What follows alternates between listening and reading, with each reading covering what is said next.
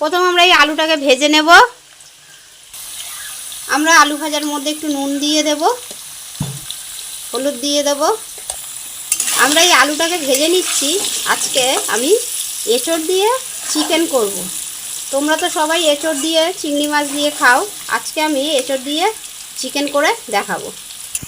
আমি কিন্তু আলুটাকে কিন্তু সেদ্ধ করে নেইনি, আমি এটাকে ভালো করে ভেজে নেব।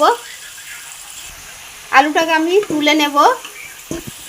সবাই তো এঁচোড় দিয়ে চিংড়ি মাছ খায়, আবার এঁচোড় দিয়েও কাঁকড়া দিয়ে খায়। আজকে আমি চিকেন দিয়ে করে দেখাচ্ছি। আমি এঁচোড়টাকে এইভাবে কেটে নিচ্ছি, আমি এটাকে এখন ভেজে নেব। আমি কিন্তু এঁচোড়টাও কিন্তু সেদ্ধ করিনি, এটাকে আমি ভালো করে ভেজে নেব। আমার এঁচোড়টা দেখতেই পাচ্ছেন লাল লাল করে ভাজা হয়ে গেছে, আমি এটাকে নামিয়ে নেব। আমার তেল গরম হয়েছে, আমি গোটা জিরে ফোড়ন দিচ্ছি। একটা বড় সাইজের পেঁয়াজ কেটে নিয়েছি, এটা দিয়ে দিচ্ছি। পেঁয়াজটাকে আমি এবার একটু ভেজে নেব। একটা তেজপাতা দিয়ে দিলাম। আমার পেঁয়াজ ভাজা হয়ে গেছে, আমি কিন্তু বড় সাইজের দুটো রসুন কিন্তু বেটে নিয়েছি। আদা নিয়েছি 2 চামচের থেকে একটু বেশি। একটা পেঁয়াজ আমি বেটে নিয়েছি। আমি কিন্তু এখানে 3টে টমেটো পেস্ট করে নিয়েছি। হলুদ দেবো 1 চামচ, নুন দিলাম 1 চামচ, 2 চামচ জিরে গুঁড়ো নিয়েছি, কাশ্মীরি লাল লঙ্কার গুঁড়ো দেবো 1 চামচ। এবার আমি এটাকে ভালো করে কষিয়ে নেব। ধুয়ে রাখা মুরগির মাংসটা দিয়ে দেব। আমরা মাংসটা দিয়ে দিয়েছি, এবার আমি ভালো করে এটা কষিয়ে নেব।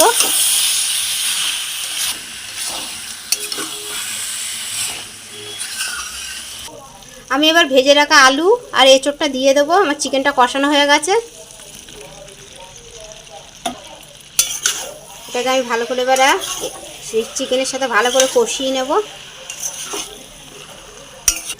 দেখতেই পাচ্ছেন আমার এঁচোড় আর চিকেন দিয়ে কষানো প্রায় হয়ে গেছে। পাশে আমি একটু গরম জল বসিয়েছি, এটা দিয়ে দেব। আমি গরম জল দিয়ে দিচ্ছি। আমি খাসির চর্বি এনেছি, এই যে এটার মধ্যে দিয়ে দেব।